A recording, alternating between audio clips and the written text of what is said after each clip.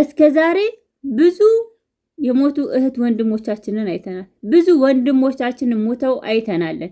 የዛሬው ደግሞ በጣም ይለያል። ሜዳ በረሃ እልም ያለ በረሃ ላይ ሞቶ ደርቆ ተገኘ። አያሳዝናችሁም ቤተሰብ? እጅግ በጣም ልብ ይህን ቪዲዮ ሳታዩት ማለፍ አይችሉም። የዚህን ቪዲዮ ትታው እጅግ በጣም ትደነግጣላችሁ። እስከ ዛሬ ድረስ ብዙ እህት ወንድሞቻችን ሞተው አይተናል። የዛሬው ደግሞ ለየት የሚያደርገው ነገር እንደምታዩት ምድረ በዳ ምንም አይነት ቦታ ምንም አይነት ቅጠል ምናምን የሌለበት ቦታ ምንም አይነት ውሃ እህል የሌለበት ቦታ ወንድማችን መንገድ ላይ ወርቆ ተገኝቷለን። እጅጉን በጣም በሚያሳዝን ሁኔታ ልብ በሚሰብር ሁኔታ ቪዲዮውንም ተመልክተናል። አሰላሙ አለይኩም ወራህመቱላሂ ወበረካቱ። ውድና የተከበራችሁ ቤተሰቦች ሰላም እንዴት ናችሁልኝ? ይሄ ቪዲዮ በጣም አስፈላጊና አንገብጋቢ ነው። ይሄን ቪዲዮ ሁላችሁም ላይክ ሼር አድርጉልኝ፣ እንደዚሁም ለወዳጅ ዘመዶቹ እንዲደርስ ፈልጋለሁ። ይህ ወንድማችን እንደምታዩት እንደማንኛውም ኢትዮጵያዊ ሰርቶ ማግኘትና ሰርቶ መለወጥ የሚፈልግ ወንድማችን ወደ ሳዑዲ አረቢያ ለመግባት በመንገድ ሲጓዝ እንግዲህ ራብና ውሃጥም ህይወቱን እንዳጣ አድርጎታል። ህይወቱ አልፎ መንገድ ላይ ደርቆ ተገኝቷል። በጣም ያሳዝናል ወገኖቼ። አገራችን ላይ መኖሪያ አይደለም ስደትም ወተን ደግሞ እንደምታዩት እየገጠመን ያለው በጣም አሳዛኝና በጣም ልብ ሰባሪ ክስተት ነው። ስለዚህ እባካችሁ እኔ ብዙ ጊዜ ተናግሬያለሁ ስለ የመን መንገድ እንደዚሁም ደግሞ ወደ ሌላ ሀገራቶች ለመግባት ለመሻገር እየፈለጋችሁ በባህር በማንኛውም መንገድ የምትጓዙ እህት ወንድሞቼ አላህ Subhanahu Wa Ta'ala ከእንዲህ አይነቱ አደጋ ይጠብቃችሁ። በሰው ሀገር ላይ የምትኖሩ ሳዑዲ አረቢያ፣ ዱባይ፣ ማንኛውም አረብ ሀገር ላይ ያላችሁ ይህን ቪዲዮ ሳሰሙና ሸር ሳታረጉት ማለፍ አትችሉም። ማንቻችንም እንደነገ ይሄን ነገር እንደሚያጋጥመን አናቅም።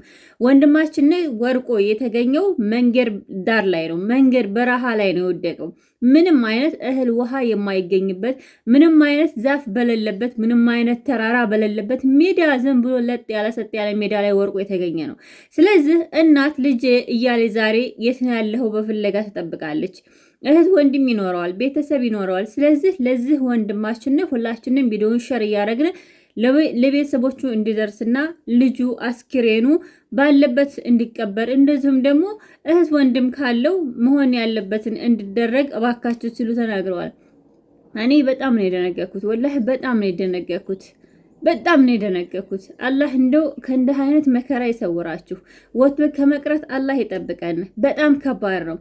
አገራችን ላይ ስታዩት ለመኖር በጣም አይደለም ለወንድ ልጅ ለሴት ልጅ ከባድ ነው። አሁን ባለንበት ሰዓት አገራችን ላይ መኖር በጣም ከባድ ነው። ስለዚህ ወንድማችን ከሀገራችን ካለችበት ችግር ወደ ሌላ ሀገር ተጉዤ ሰርቼ እቀየራለሁ ብሎ ነው በበረሃ ወርቆ የተገኘው። ስንቶች ናቸው በረሃ ላይ እንደዚህ በየመን እየሄዱ በተለያዩ ሀገራት እየሄዱ አስክሬናቸው እንኳን ሳይገኝ መሞታቸው ሳይሰማ እናትና አባት በናፍቆት እየተርመጠመጡ አሉ። እና ለማገኘት ብለው ደግሞ ህይወታቸውን የሚያጡ አሉ። እኔ በጣም ብዙ ጊዜ ተናግራለሁ። ማለት እኔ እሰማለሁ ብዬ ሳይሆን በባህር የሚሄድ ሰውዬ ለማገኘት ብቻ ሳይሆን ሞትንም አስቦ ነው የሚሄደው። አንድ ለመኖር ነው፣ አንድ ለመሞት ነው። እና በዚህ መልኩ እንደምታዩት ድርቅ ብሏለን። ሌላው በጣም በሚያሳዝን ሁኔታ እጅግ በጣም በሚያሳዝን ሁኔታ እኛ እኮ ሳንሞት ሞተናል። እኛ ሳንሞት ሞተናል። እንዲሁ በእኛ ላይ እሳት አለመንደዱ እናት 9 ወር አርግዛ የጣለችው ልጅ በጣም አያሳዝንም? ያሳዝነው ነገር አንዲት እናት ልጇን ወልዳ ከባንጋሌ ተወለደው ከሱዳኒ ከኢትዮጵያ ከማንኛውም ብሔር ብሔረሰብ አላቅላትም። ልጇን ወልዳ የ20 ቀን እንደሆነ ጥላው ጠፋች።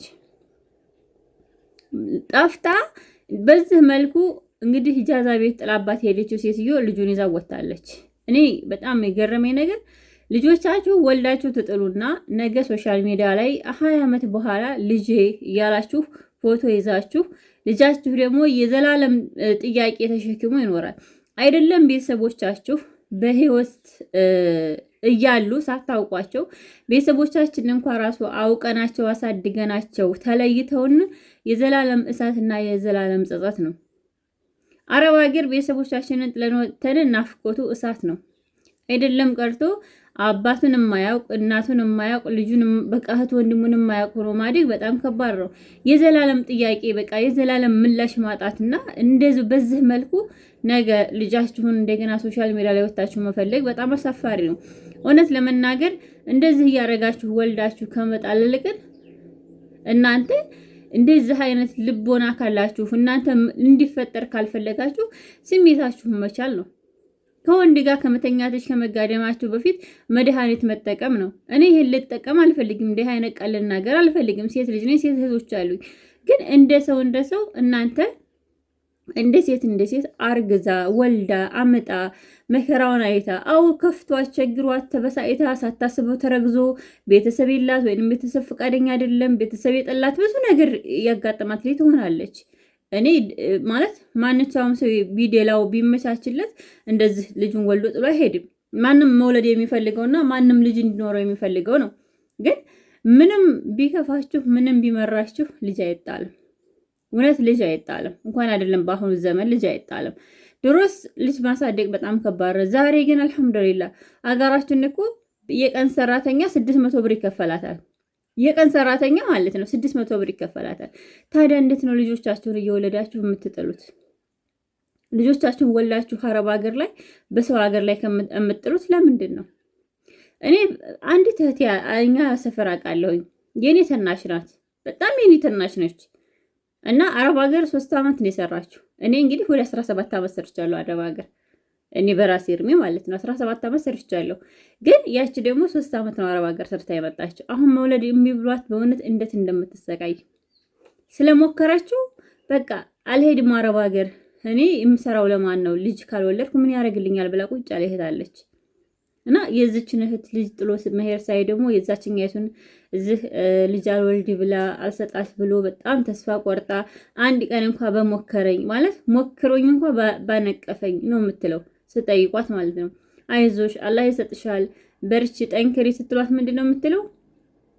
እኔ ሌላ አይደለም የሚገርመኝ አንድ ጊዜ እንኳን ሞክሮ ባነቀፈኝ፣ እንዲሁ ባነቀፈኝ መውለድን ባወኩት ትላለች። እና ልጅቷ የኔ ተናሽ ነች፣ በጣም ትንሽ ነች። አረብ ሀገርም 3 ዓመት ነው የቆየችው። እንደዚህ አይነት እህቶች አሉ። እውነት ለመናገር በዚህ መልኩ እህቶቻችንን ብታዋቸው ቅስማቸው ነው የሚሰበረው፣ በጣም ልባችሁ ነው የሚያዝነው።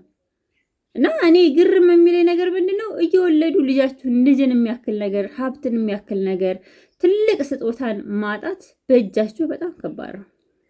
በጣም ይከብዳል፣ ያሳፍራለን።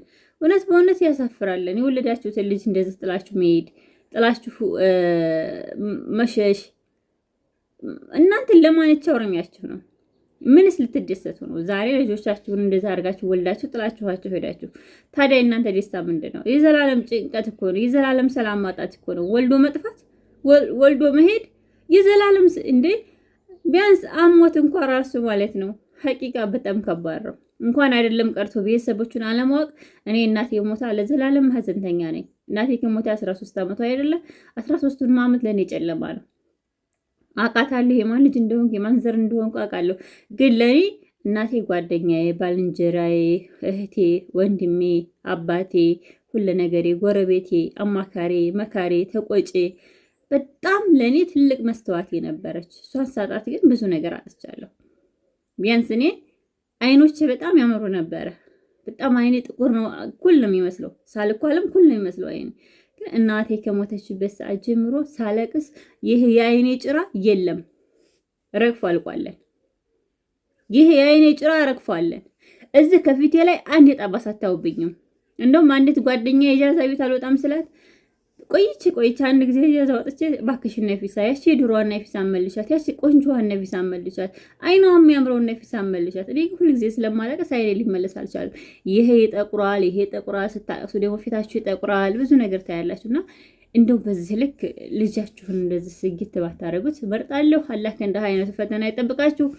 አሰላሙ አለይኩም ወራህመቱላህ ወበረካቱ።